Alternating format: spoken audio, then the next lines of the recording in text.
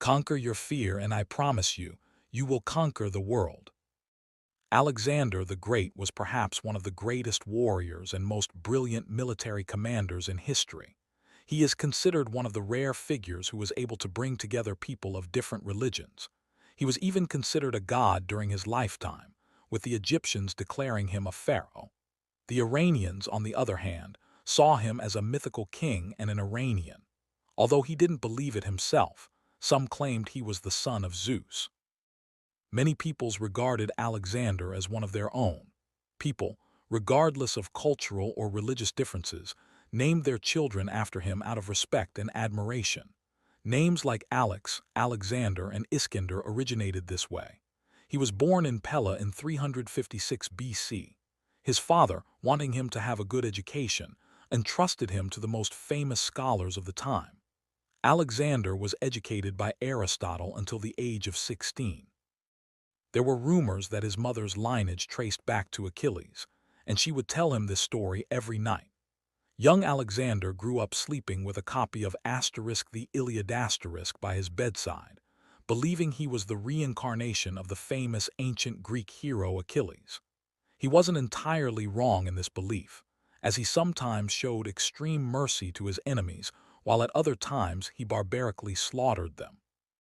After his father, King Philip, was assassinated, he ascended to the throne, inheriting a powerful kingdom and an experienced army. However, he did what his father could not and built a massive empire stretching from the Balkans to India. One of the reasons Alexander the Great is remembered as one of history's greatest commanders is that he did not view the peoples of the conquered lands as second-class citizens.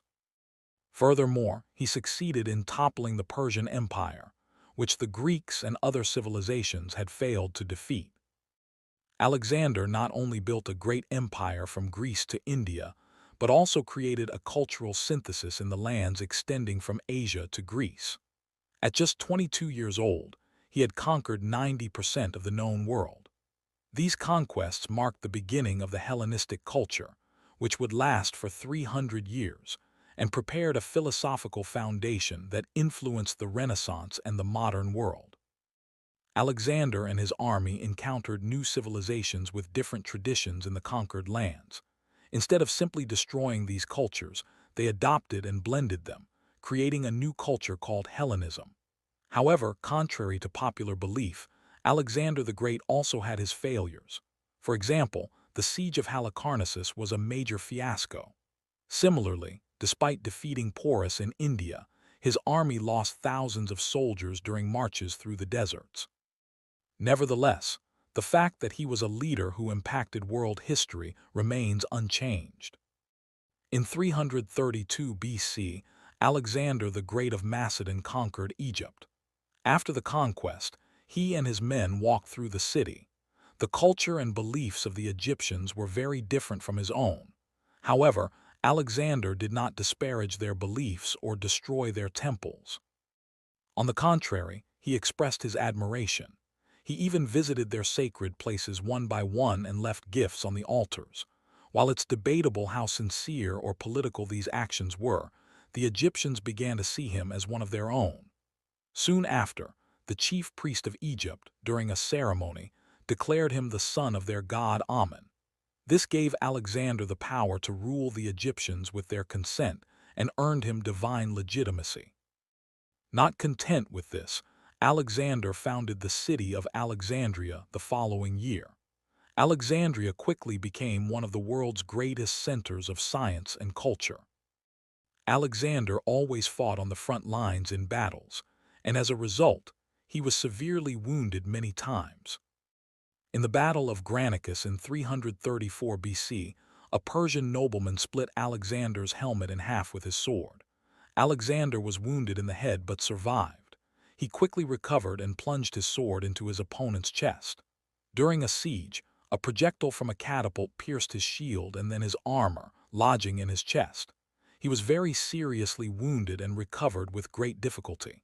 In another siege, an arrow hit his lung. Believing him dead, the Greeks, in a rage, massacred everyone in the city.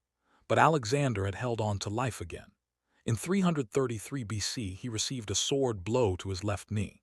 In 329 BC, in what is now Samarkand, he and one of his men were attacked with stones and arrows by locals, and he suffered stone and arrow wounds to his right ankle. In the same year, during an uprising in what is now Tajikistan, a stone hit his head, causing a concussion.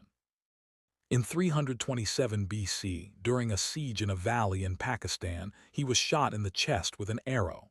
His armor saved him from death. The Greeks, in revenge, slaughtered all the prisoners. Also in the same year, at the siege of Massaga, an arrow hit his right ankle, breaking the bone. In response, the entire local population was massacred. According to a what-if theory about him, if Alexander had not fallen ill and died at the age of 33, he could have united Europe, Asia, and Africa, all of the then-known world, into a single state, with Greek as its language and Buddhism as its religion. In such a scenario, the world today could be a very different place. However, shortly after Alexander's death, the lands he had conquered one by one declared independence. Therefore, how long this hypothetical empire would have lasted remains a mystery. After all these experiences and all his campaigns from Macedon to India, Alexander died in Babylon without leaving an heir. The cause of his death is still debated. There are various theories. Poisoning, malaria, and excessive wine consumption are among the possibilities. However, there are serious doubts that his death was an assassination.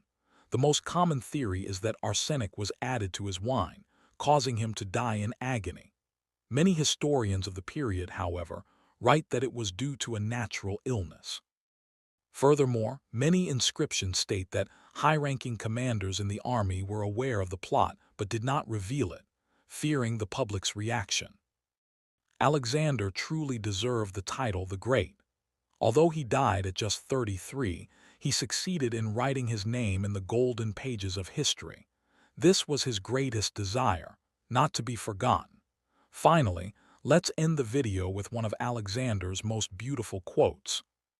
If you have never had a dream that you thought was impossible to achieve, then you have not yet dreamed a true dream. I hope you enjoyed the video. See you in the next video. Take care.